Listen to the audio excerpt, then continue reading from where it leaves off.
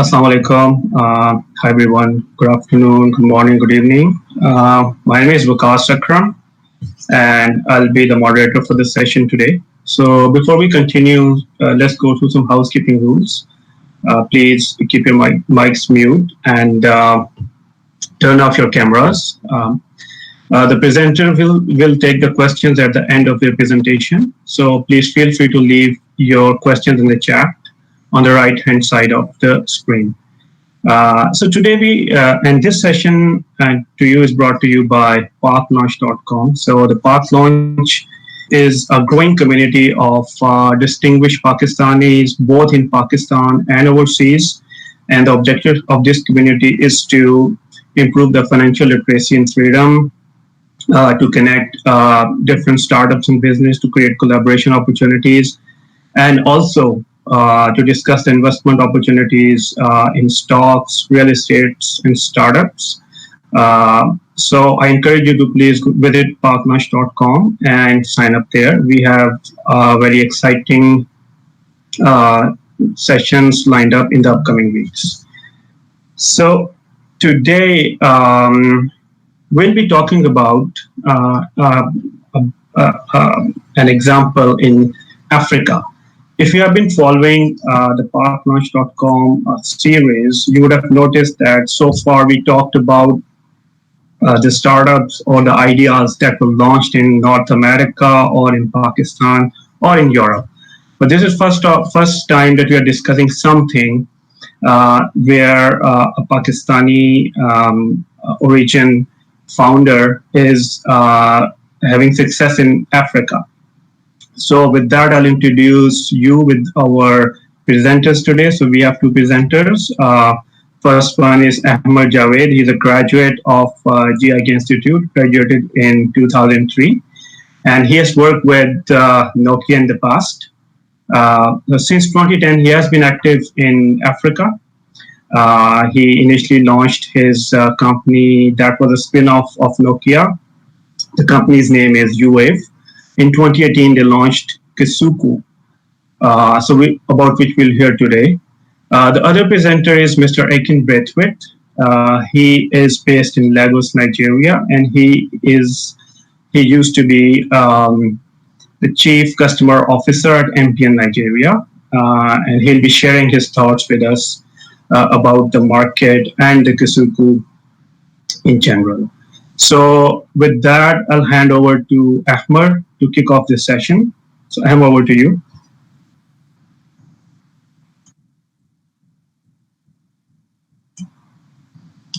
We can't hear you. Okay, yes.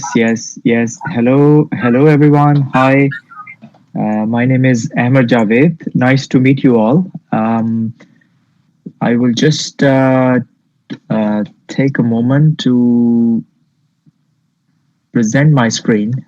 So just bear with me a second. Okay, yeah, okay, got it. So can you see my screen? Yes, you're good, Ahmer. Okay, excellent. Okay, wonderful. So yes, so thank you very much, Park Launch. Really excited to be here on the forum. And thank you as well, Vikas Akram, for your very kind introduction. And hello again to distinguished audience. As Vikas mentioned, I am from GIKI, and I studied engineering and graduated back in 2003, after which I got involved in Nokia,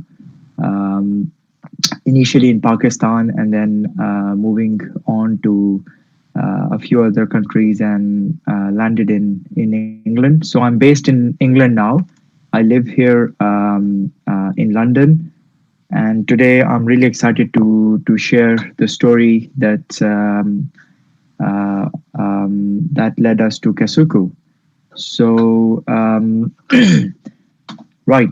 So before I start my story, I would like to clearly set out the objectives of why we are here.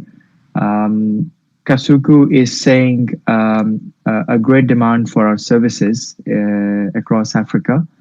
And for this purpose, we are raising external investments to grow the business.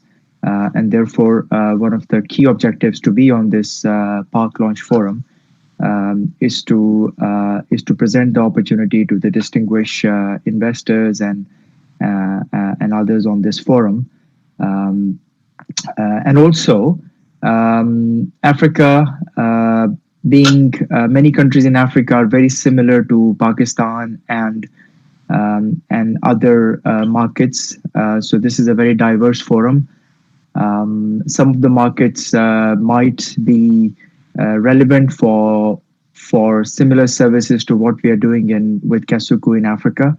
So if you guys are interested, we are also very happy to talk regarding other markets that we are not covering yet, where our services could be launched through partnerships with members on this forum.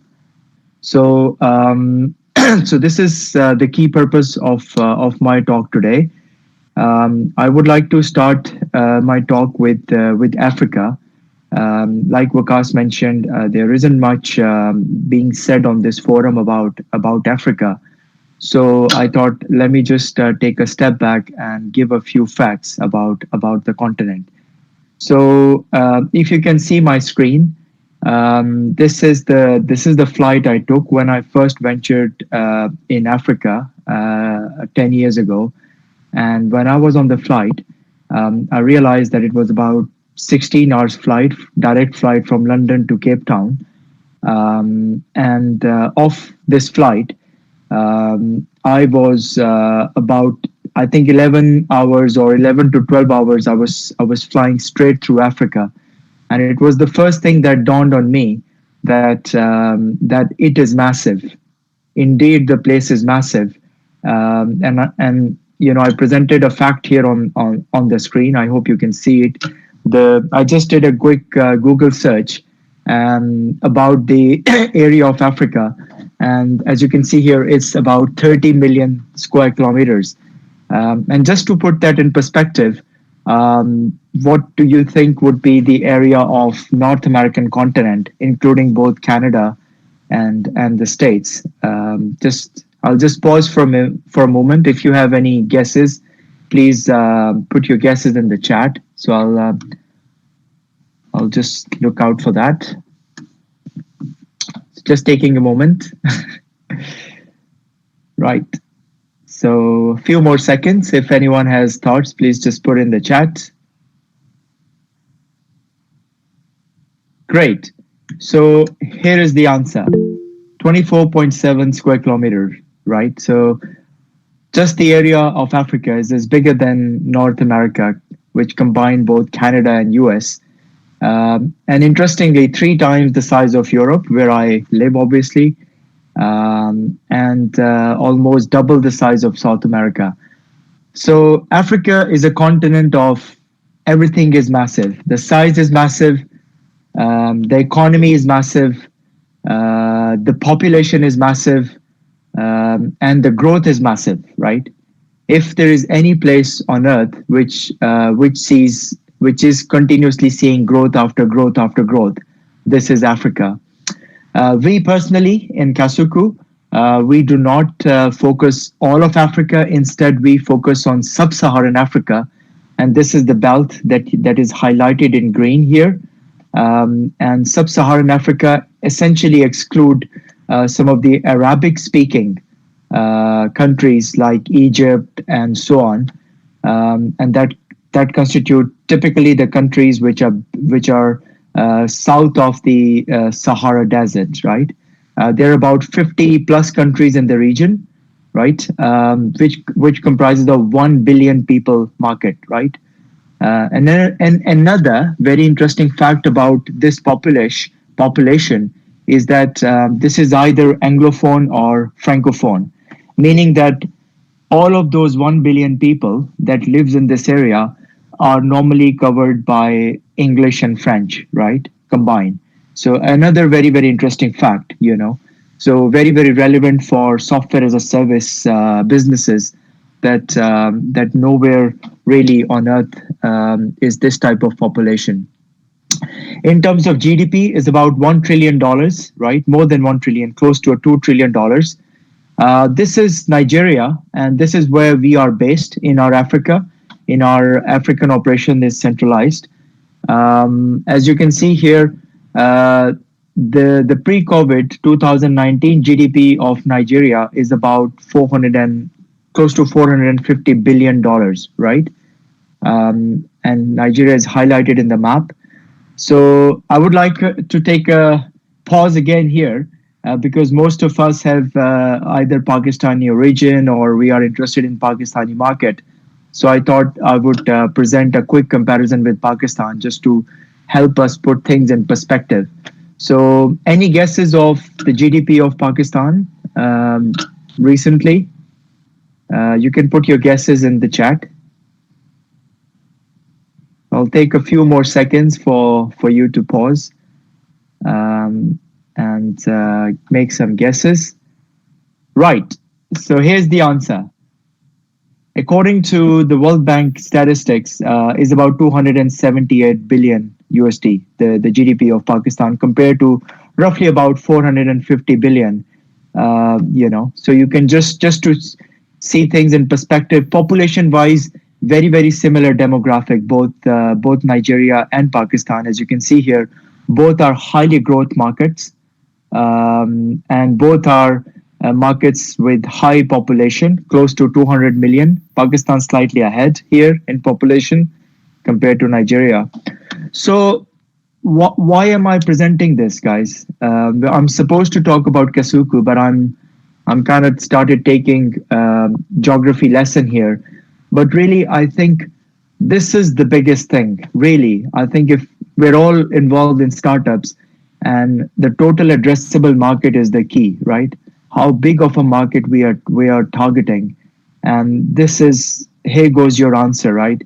We're talking about a market which is close to 1 billion people, about close to $2 trillion in GDP, speaks English or French, can be covered with both of these languages. And therefore, if you follow, for example, tech news, it's no wonder that US and Chinese and European investors, in particular, Bay Area investors lately have been really focusing hard on Africa, right? And I quote here one of the early investors into Facebook, Jim Breyer, who is also an early investor into many tech companies in Africa, that sub-Saharan Africa presents an opportunity akin to the China of early 2000, right? Really, where the tech companies don't have to invent anything new. Basically, there are leapfrog opportunities using technology that are extremely presenting very high return on investments, right? So Kasookoo is similar in that way that what we are doing in Africa is very similar, right? So before I move on to what Kasookoo is, I would like to also quickly take you through our journey. My colleague has mentioned earlier here that we are a spin-off company of Nokia, right? So I used to work for Nokia, and the initial product was conceived in a company as a project called Yuave, which later we acquired. I'm not going to go into the details of this. This is perhaps for another day, how to spin off a company from a corporate. But we started to launch this as a company and try to get an internal investment, an external investment. But sadly, that didn't work out. But what worked out very well for us was that we did manage to actually sell the software to a very large provider in Africa, which is, if you're familiar with Vodafone or Telenor, for example, in Pakistan, MTN is a very large provider of mobile phone services across the African region, with close to 200 or 250 plus million subscribers.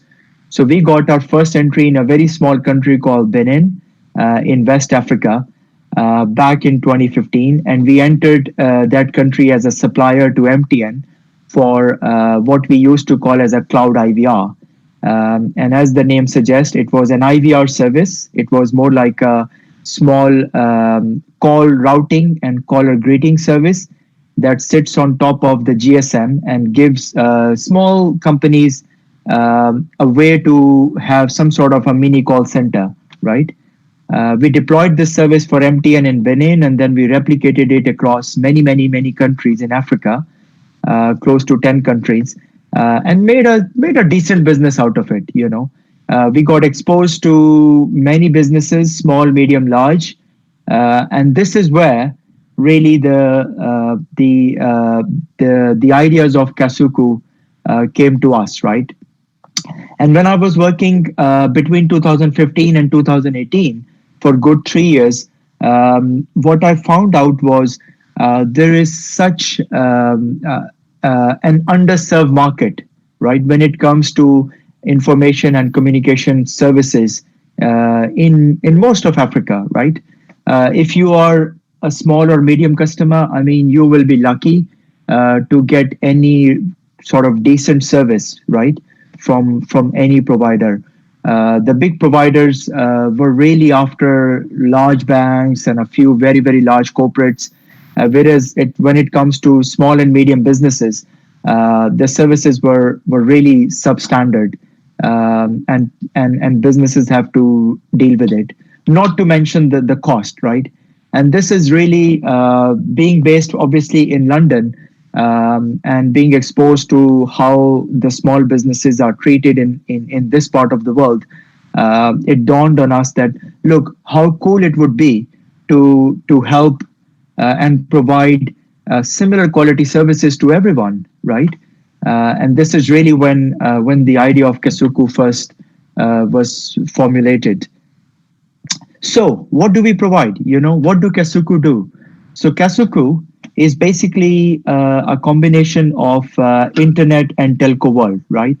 So we are a unified communication as a service provider, right? So if you are looking for a call center in the cloud, if you're looking for a phone service in the cloud, or if you're looking for conferencing in the cloud that works with local telephony, Kasookoo is your answer, right? Typically in that part of the world, right? The services don't exist on the internet, for example, right? For those of you who are, for example, familiar with Ring Central in North America, right? So if you are starting up a business, you would go to Ring Central's website in America or in Europe, or perhaps the website of Zoom now, and you can easily get a phone service that can work across your employees regardless of your size, right? You can order a phone service and phone sets will be delivered to you in the next 2, 3, 4 days. You can download the apps on your mobile, your employee's mobile, and you can get phone lines. You can set them up remotely, and you can have a collaboration system among your mobiles all through the cloud, all through the internet, and it would have all the telephony bundled in it, and it would be on a monthly subscription basis, and you're all set in within a matter of hours.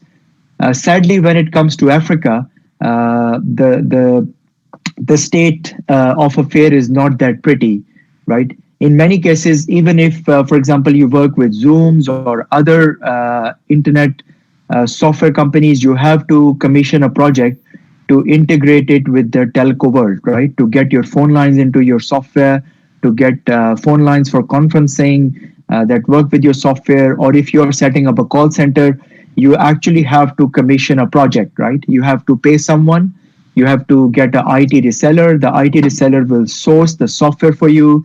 The IT reseller will source the telco connectivity with you, for you. And basically then you have to pay multiple suppliers, right, at the same time to get something as simple as something like telephony in the cloud, right? So this is what Kasookoo provides, right? We provide a simple service, an online service. You as a customer in Nigeria, as a customer in South Africa, as a customer in Benin, as a customer in Ghana, as a customer in Cote d'Ivoire, as a customer in Cameroon, doesn't matter, right? We provide a pan-African service.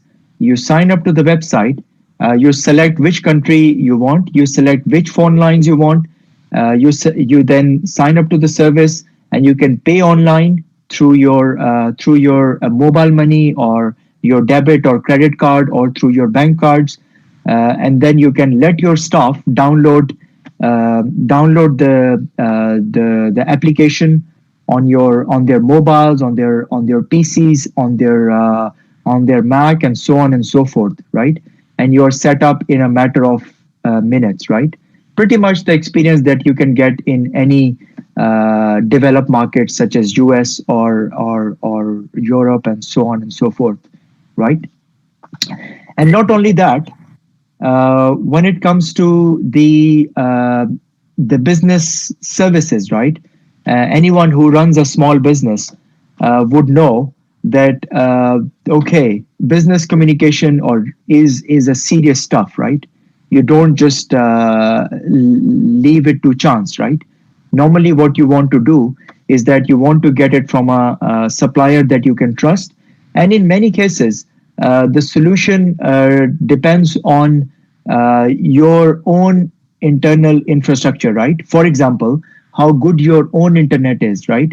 How many staff you have? What kinds of devices do they need? Do they have PCs? Do they have smartphones? Or do they work on GSM phones, right? What kind of internet connection they have? So and also, I mean, the solution depends as well on what kind of business you have, right? Are you a HR services provider? Then you would want to work with some HR tool in the internet that has specialized services for HR, right? Or if you are a service provider, you might want to work with the help desk system, with the CRM system, right? So as we see the services are transforming, there are more and more specialized software available in the internet that the businesses want to use, right? So that opens up another kind of era where the Kasookoo basically works as an ecosystem, right? So it comes as pre-integrated with many tools that you can start to use from day one. So you don't have to perform your bespoke custom integrations for that, right? So I think that I would like to highlight the USP of Kasookoo here. The unique selling point that we have is that it works with telephony. It works with local telephony, right? And that's the key in this market. And in order to do that, in order to make it robust, we work with multiple providers in the market so that we can get the telephony from various providers. So even if we can provide some sort of a robust and redundant service to our clients, right? So I hope this is a bit clear to you. I have included an example of one of our clients. It's a company called tradedepot, and tradedepot is one of the startups from Nigeria, and they have recently, actually very recently, raised $10 million in pre-Series B funding. Excuse me. So the tradedepot essentially provide a channel between the FMCG, the brands like Nestle and Unilever and so on, to thousands and thousands of retailers in Nigeria, right? So there are about 40,000 retailers that tradedepot serves, and essentially they simplify the supply chain through the use of technology, right? So if you are a retailer, if you're a guy on the street, you have to source your stock, you basically go to tradedepot, right? And tradedepot uses technology essentially. They run very efficient call centers that take the orders and then get your orders delivered to you, you as the retailer through their distribution channel, right? So as you can imagine, for a company like tradedepot, a call center is a must, right? If a call center is down for a single minute, essentially they lose money, right? And we signed up Trade Depot during the COVID time. Trade Depot used to run on-premise, their own in-office call center, and during the lockdown, as you can imagine, their staff couldn't go to the office, right? So Kasooku provided them in call centers, in a cloud-based call center in less than 14 days, right? So if you are any familiar with Africa, I mean, 14 days is something normally that takes you to just register yourself on some telco's radar, right? You just don't go and get something. Typically, in order to get anything close to a telco connection, it's about 3 to 6 months is an average time. And this is only when you have a call center license, by the way, right? So getting a license is another probably a year job. So today, Trade Depot is being hosted on Kasooku platform, and they make about 250,000 calls every month, right? Just to give you a scale, and this is just one of the about 700 customers that we have on the platform. This shows you about the traction. This graph is about the call minutes that our platform is processing on a monthly basis, and you can see here that back in the launch in early 2019 to what we are today, the platform has grown to around about 5 times, right? And it's growing more and more every day, right? And you can see here the spike after COVID that you can see here, very much related to the on-premise to cloud move. How do we make money? We sell call minutes at a margin, right? And we sell a lot of them, right? Every call that is processed on our platform is sold at a fair margin, I can say, and that translates to profits, right? We serve all kind of clients. Our typical kind of MRR is about $1,500 to $2,000 average, 1,500 for large customers like Trade Depot. For medium customers, it's about $150 on average, and small customers is $20, right? So we charge also a per month per user fee. And also in some cases, we also charge customizations, integrations, and call recording and storage fee. Our typical customers are call centers and any small, medium, and large customer, right? So we are seeing a rapid transformation where many companies are moving from traditional GSM and mobile-based operation to operations in the cloud, where they are using several SaaS services like CRMs and so on and so forth, and they want them to be connected to the telephony, and they want their staff to be using those unified communications, right? So all of them are our target market, basically. Size of the market, right? I think at this point, perhaps I want to hand it over to my colleague from Nigeria, who looks after our business in Africa, in particular in Nigeria. Akin, guys, sir, over to you. Thank you very much, Ahmer. Can you see me? The sun is going down. Yep, the sun is setting here in Lagos, but I'd say a very warm good evening to everyone. I'm delighted to be here, and in the interest of time, I'll just jump straight into it. Ahmer, you're still presenting, so why don't you just go to the okay, all right.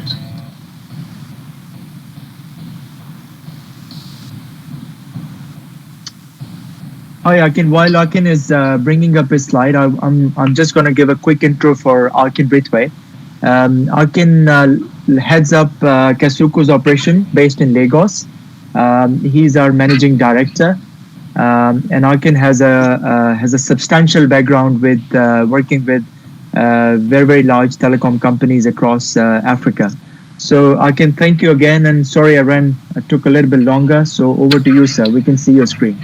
Okay, great, thank you. Right, so folks, I hope that Ahmer has teased you very nicely about the opportunity that lies here, and I think at the end of the day, it's really all about the money. What's the size of the opportunity in Nigeria? And as you probably know by now, something about Nigeria, it's a massive market. So it's quite important that we have chosen Nigeria as a staging post. And the delightful thing is that I'm here on ground, and from the time that we have tried to really study this market, we have discovered delightfully that there is big opportunity here, as the numbers represent in the smaller box with the $24 million circle. We are looking at this in the next 3 to 5 years. And we believe that this is absolutely possible when you look at it in the larger scale of $1 billion market opportunity that is all around in the unified communications realm.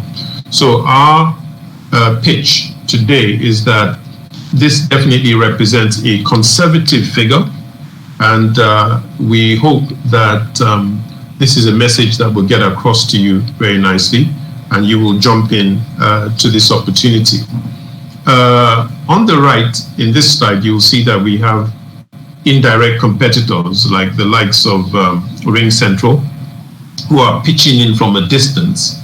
The teams, Microsoft, that's a bit separate. Microsoft has made some entry through the fact that some companies already are using its product. So that makes it kind of almost like a captive market for them. Zoom, of course, has come in on the back of the fact that this COVID has really hit everyone, and people needed to come together to have meetings. We have local players like Wi-Fi Core, Airtel, I'm sure you're familiar with that name. And then we've got some other local players, but nothing really on a very, very large scale. So we do have competitive advantage that makes us really determined to play very well in this space. Basically, our focus on Africa, it's clear that we are really, really set. We've played in, and we know we actually have our betas going on in some other countries in Africa, in sub-Saharan Africa. Our local telephony approach, the call center license, that's a real barrier to entry, and we've been able to scale that barrier when a number of wholesale contracts that are now being attracted to us. Bottom left also is the attribute that we have as an OEM, as the owner of our intellectual property. This really gives us the advantage in terms of cost advantage and in terms of flexibility, the speed of doing various things with the software. That really has helped us immensely. And of course, this is what led to the strategic alliance with MTN. MTN is the largest telco in Africa. And in fact, it also has some operations in the other Asian areas, in Iran and some other countries in Syria. And MTN, we had played and done some different configurations with MTN. And right up to last year, we had a meeting with them. MTN has over 140 million subscribers that are its subscribers, and decided that yes, this was a solution that it would like to really adopt, because MTN is going through this digital transformation. Now that ties in very nicely with the Nigerian government's own pitch. Nigerian government has also established a policy 2020 to 2025, where it's looking at increasing broadband and digital transformation in the country. So you could say that we really played very well into a golden opportunity here. So our approach is that we have an on-ground warfare. We have foot soldiers that we are. So we're not just coming, from the air online. We've looked at it in terms of the fact that we have a better grasp and opportunity by really playing on the ground, understanding the business needs and playing into those various sectors. The co-branding with MTN allows us to have immediate brand recognition, helps us with brand equity and growing all of that. So as we pitch into the marketplace, there is that sort of brand identity that helps us in terms of the fact that MTN has endorsed us, also now has a very, very great play, because it also gives us the credibility that any product needs to be able to really get traction in a marketplace. And built on top of that is that we are also pushing out an army of resellers who essentially will be the real channel into the market. We'll be basing the sales and everything on their existing relationships and then using them to penetrate wider into the market. So in our first phase, we are looking at Nigeria, Kenya, Ghana, South Africa. And then in the second phase, we will then hit the other countries: Cote d'Ivoire, Cameroon, Congo, Benin, Namibia, Botswana, Zambia, Rwanda, and Sudan. I must mention that in all these countries, we already have an indirect presence through our alliance with MTN. I will let Ahmer take it over from here on the strategic partnership. Yes, thank you very much, Akin. Now, coming back to this, I think we are, so really, why are we here today, right? We believe this is a great opportunity, right? Very high return on investment opportunity to make a sizable returns, right, for any capital, right? And not only that, like Akin mentioned, the partnership with MTN is the most critical part of the opportunity. And we have 2-year contract with MTN, during which we want to drive this fast and become a dominant player in this market, which is an early stage of the adoption. And before the likes of Zoom or RingCentral get entry into this market, we would like to be the dominant players here. So therefore, just to summarize, why are we here? We are here for investment. If anyone or any entity wants to be part of our journey, we are open to offers. And in addition to that, you obviously have noticed that we are heavily focused on Africa, which we have.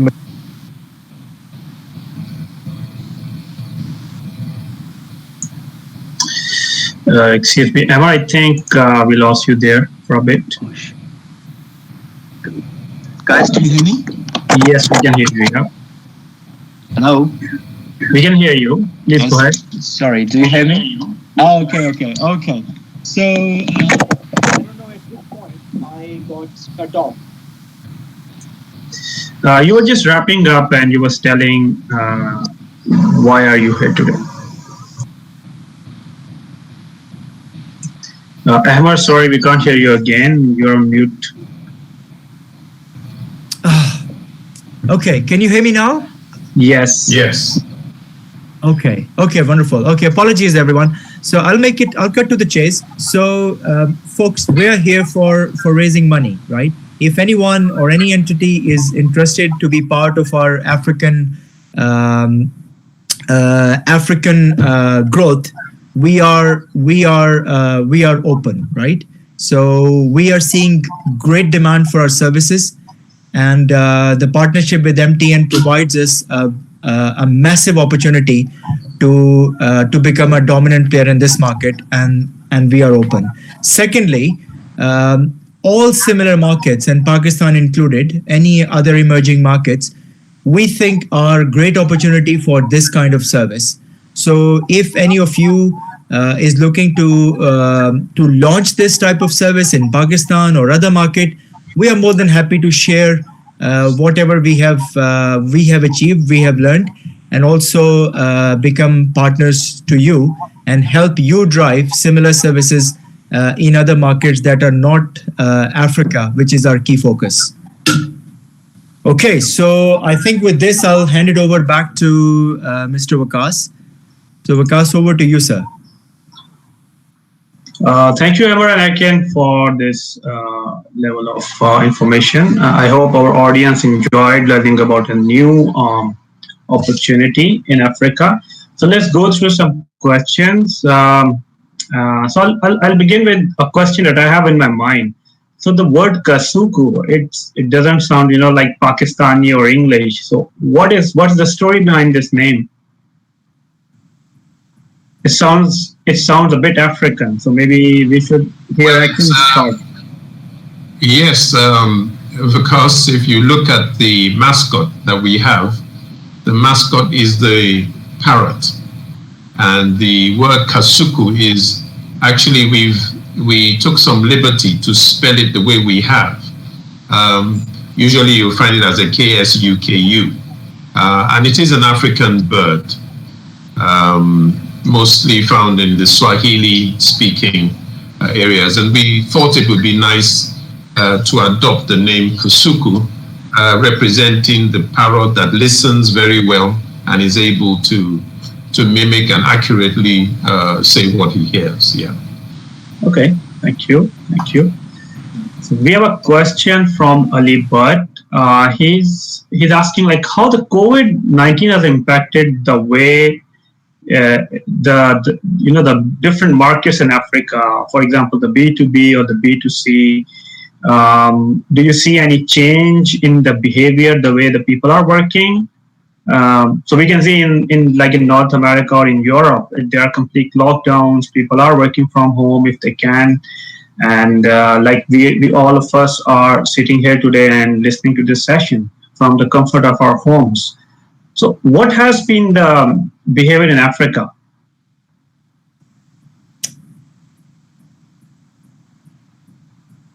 Can you hear me? Yes. Well, in the initial stages, when we were looking at trying to market, one of the things we obviously had to grapple with is Africans generally thought, look, I'm okay, I have the phone that I'm using. And it was then a nice to have. Immediately COVID hit, suddenly the emotions changed and the situation changed, particularly for those who needed to still keep a semblance of being alive and in business. We are still open for business. So we've moved from a condition of nice to have to now a must have. So yes, I think we're riding on a nice crest, on a nice wave right now. The approach and the attitude has changed favorably, I would say, in the direction of what we're now trying to sell. I would like to add one more bit to what was said, that Africa, looking at from the point of view of Europe and North America, does not have any kind of on-premise IT deployments, right? So we see that Africa is leapfrogging here in this domain, jumping directly to the cloud. In Europe or North America, for example, before the cloud came in, there was substantial IT deployment on on-premise systems. In some ways, it is very similar to GSM, the mobile phone. One fact is that in Africa, there are no or very, very little penetration of fixed line telephony. This is because the Africa jumped directly to mobile. So we are seeing a similar trend here that there is no inertia, there is no resistance in organizations to go directly to the cloud, right? And they are actually really leapfrogging to the cloud. And again, this leads us to the title of the presentation, Digital Transformation, which is all about moving to the cloud. So the opportunity is real, and the opportunity is open and is further exacerbated by the COVID. Thank you. Right. Okay, thanks, Ahmer, thanks, Akin. So I have another question, and you guys mentioned a lot about the Ring Central. So that's a very familiar name for the folks who are based in North America and Europe. I'm personally based in Toronto, Canada. So if I look at that, due to COVID, the Ring Central has seen enormous growth. They actually grew by 30% year on year. If you look at their Q2 earnings that they released, I think earlier this month.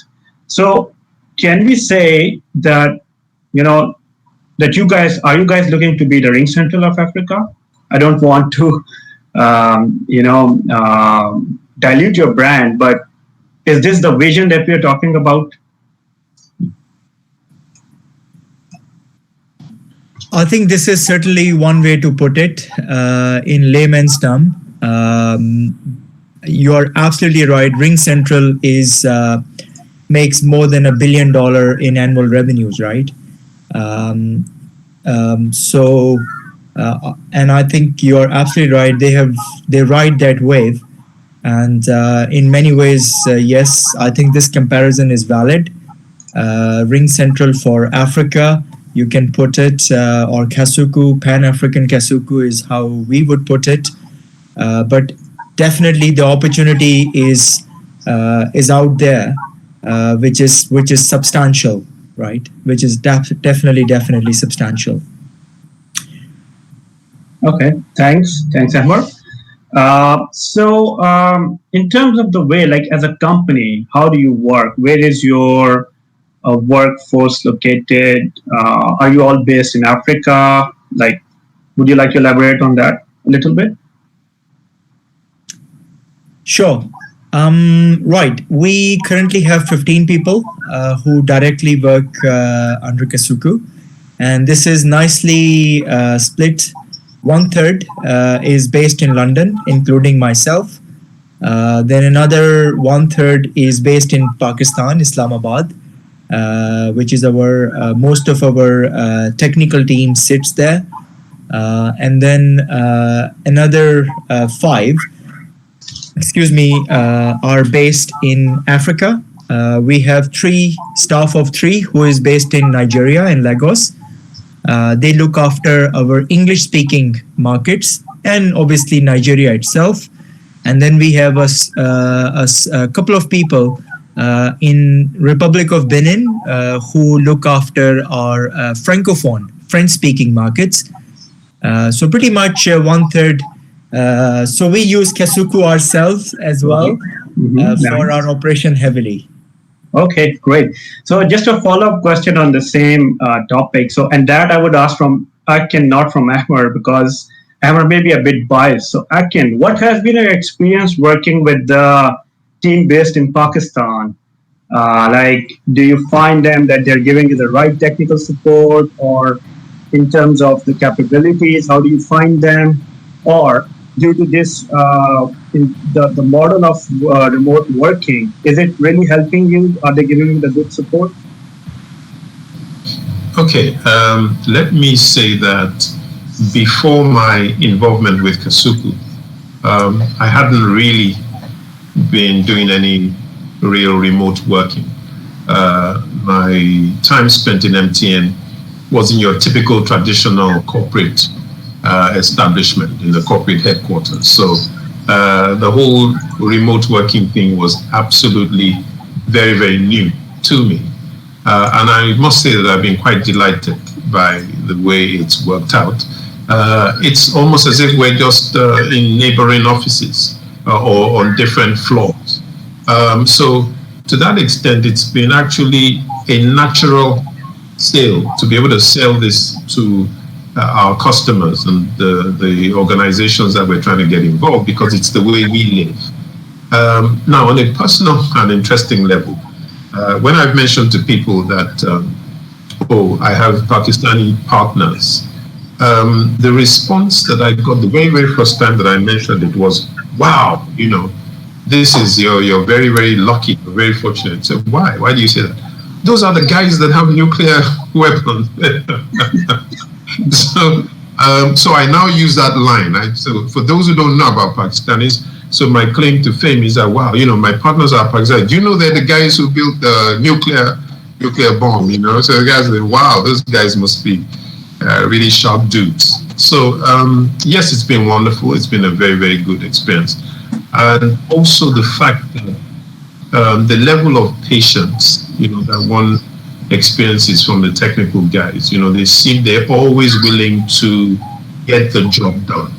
And they'll spend time on it, and they won't leave it until it is completed. And that really is a very, very key determinant to how successful we will be, as the battle gets very, very tough. It's those companies that have the grit, the agility, the staying power that can do, that will make it out in the end. Right. Okay. Thanks, Akin. Thanks for the kind words. Very encouraging for the folks who have joined us from Pakistan to hear that. So I have another question here about the competition. So you guys talk about Zoom and Teams and Ring Central. So these are like a global corporates, right? So they are all over the world. But specifically in Nigeria, who are your key competitors? And can you spend some time to elaborate how you are different from them? What sets you apart? Sure, I'll take that. Right. So I think the key differentiator for us is integration with local rate telephony, right? So just to give you an example, we are right now on a Google Meet, right? Okay. So if let's say Akin or someone in Nigeria wants to join Google Meet, they obviously can join it through the internet, right? Which is fine. But as you guys are aware, Nigeria or Pakistan or similar markets, internet penetration is not as good, right? Especially if you move a little bit away from the urban centers, you will struggle, right? And you need local rate phone call, right? Now, just to give you an example, if you are on, let's say Zoom, for example, and you want to call a local Nigerian number, the per minute charge on that number is about 63 Naira per minute, right? To give you a context, a local rate call is about 7 Naira per minute, right? So this basically defines what is the big difference, right? We have the right licenses to provide local rate telephony, local phone numbers, local call rates with our products in all of these markets. And it might sound simple, but believe it or not, just to get a license in Nigeria, it took us good part of 2 years, despite having 10 years history with Africa, right? And wealth of connection that Mr. Akin has in the industry. So again, I think the devil is in the detail. These are very, very cost sensitive markets. And when it comes to costs and the robustness again as well is another key element. And I would also like to throw one more point is we earlier pointed out that our approach to the market is through local resellers, right? And why we are doing that, right? The reason we are doing this is that if you're running a business that runs on remote communications, this is very critical, right? If the service is not working, you are losing money, right? It's not a good to have. And therefore, from our experience, businesses buy from resellers who they know, who they can touch, who they can feel, who they trust. And this is why it's a cornerstone of our strategy to build up this ecosystem and partnership of resellers, right? You can buy Microsoft online perhaps, but are you really going to trust, right? How it works? Will you get a support, right?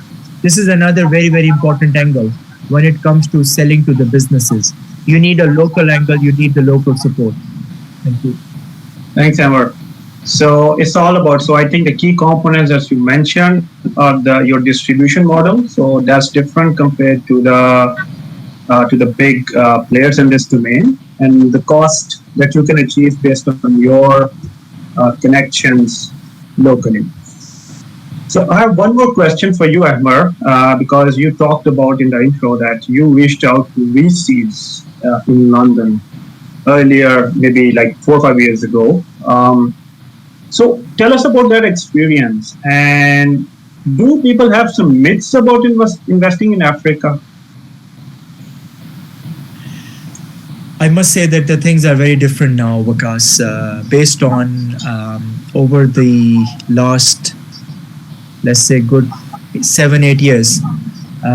First of all, it was our first experience as well, and we were pitching for Yuave and not Kasooku. So we were not the service provider, we were a technical vendor. But then you're right. I think back then, the banking channels, payment channels, they were not as good, and the confidence from Western investors was not as it is today. For example, now if you just look at what's happening in the Bay Area, there's loads of investments being made in African continent. The digital ecosystem has improved substantially. So I don't know if you know about companies like Paystack, which are equivalent of Stripe, that operates like online payment ecosystem across Africa. I think the legal elements have also been sorted out. So VCs are less worried. Would we get paid? Would the government gonna take our money? How would the taxes will happen?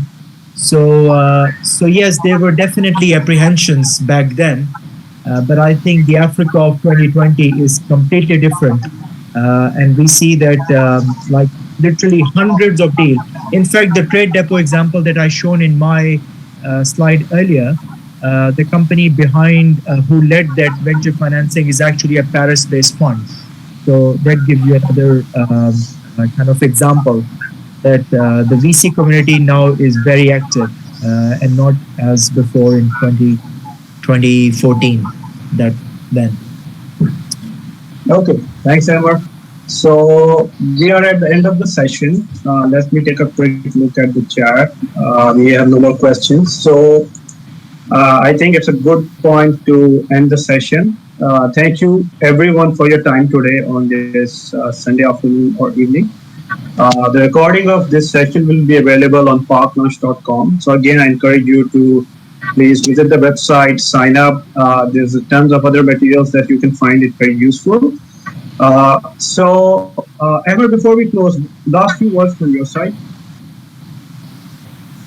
Yeah, thank you very much to parklaunch.com, and thank you very much to the listeners. I think the closing remarks would be that we are open. Kasooku is out there. It's a very good, it's an amazing investment opportunity, or also partnership opportunity for all of my friends, folks, others from Pakistan. And also generally, I would say if anyone has any interest in Africa, just feel free to reach out to me and we'll be there to assist you. Right. Okay, thanks everyone. So that's the end of the session. Have a good rest of the day and happy Monday. See you next week. Bye. Thank you very much.